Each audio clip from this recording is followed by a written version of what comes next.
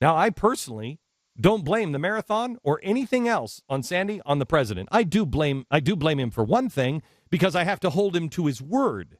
I don't want the president or FEMA or anybody else involved. I want the average citizen involved, because when the government gets involved, what does the government do? They run the marathon, and they put up little tables of water all around the city, and they take their generators to run the clocks and the lights, and then they take all their police force to set up barricades and to make sure the runners are all safe. That's what big government does. They do that instead of seeing the neighbors that are suffering. So I don't blame the president, except we've got to hold him to his own words. He said this to the United States government just 2 days ago. Do not figure out why we can't do something. I want you to figure out how we do something. I want you to cut through red tape. I want you to cut through bureaucracy. There's no excuse for inaction. There's no excuse. No excuse. Cut through red tape. Here's a report from Alabama.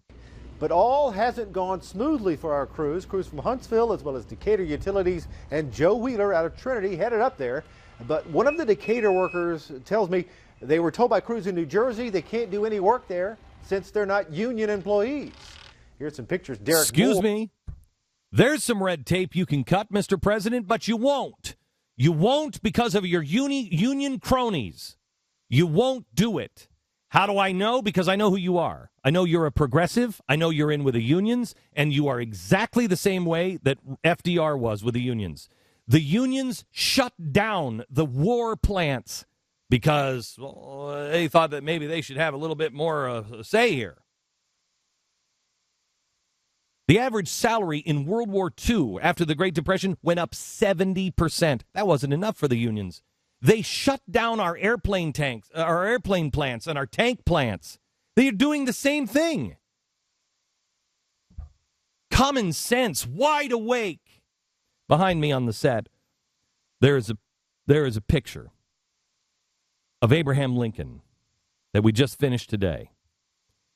It shows Abraham Lincoln in a blue background and stars around his head, and it just says wide awake. That man was wide awake, and he was, for a while, the only one wide awake. But he was wide awake. It only takes one.